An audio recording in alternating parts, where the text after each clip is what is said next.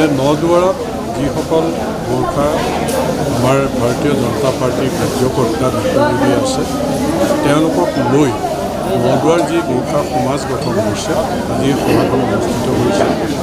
গোৰ্খা মানুহৰ সমস্যা আৰু গোৰ্খা মানুহৰ প্ৰতি যদি কোনোবাই ষড়যন্ত্ৰ কৰিছে গোটেই কথাখিনি আচলতে ইয়াত আলোচনা হৈছে। গতিকে এই নদুৱাৰ গোৰ্খা যি সমাজ বৃহত্তৰ নদুৱাৰ গোৰ্খা সমাজে তেওঁলোকৰ সংগঠনটো আৰু শক্তিশালী কৰিব আৰু ভাৰতীয় জনতা পাৰ্টিৰ সদস্য ভৰ্তি আৰু নৱীকৰণৰ যি অভিযান চলি আছে এই অভিযানত শক্তিশালীভাৱে তেওঁলোকে অংশগ্ৰহণ কৰি প্ৰতি ঘৰ গোৰ্খা মানুহৰ যাতে সদস্য ভৰ্তি কৰিব পৰা যায় তাৰ কাৰণে আবেদন জনাব যে সকলো ঘৰলৈকে যাব। কাৰণ গোৰ্খা জনগোষ্ঠীৰ যিবিলাক ভাবুকি বা তেওঁলোকে ভয় খাই আছিল সেইবিলাক বৰ্তমান ভাৰতীয় জনতা পাৰ্টীৰ চৰকাৰ দিনত নোহোৱা হৈছে।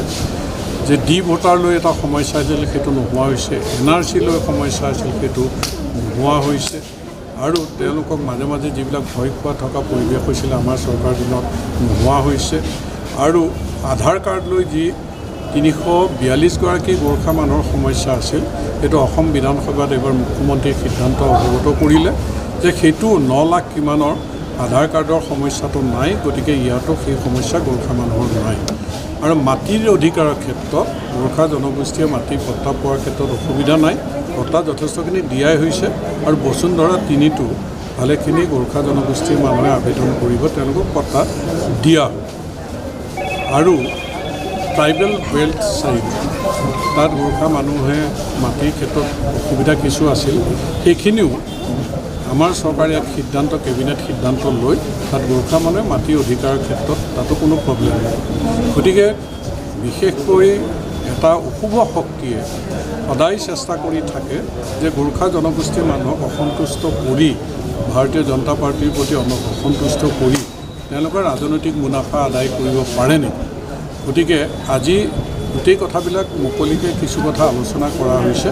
গতিকে আমাৰ সকলো ভাৰতীয় জনতা পাৰ্টিৰ কাৰ্যকৰ্তা আমাৰ বিষয়ববীয়া ৰাইজৰ মাজলৈ যাব, গোৰ্খা জনগোষ্ঠীক একত্ৰিত কৰি ভাৰতীয় জনতা পাৰ্টি দুৰ্গ হিচাপে আছে আৰু সুৰক্ষিত আৰু শক্তি বৃদ্ধি কৰাৰ অভিযান সদস্য ভৰ্তিৰ জৰিয়তে আৰম্ভ কৰিব। ইয়াৰ বাবে সকলোৰে সহযোগিতা আমি কামনা কৰিছোঁ।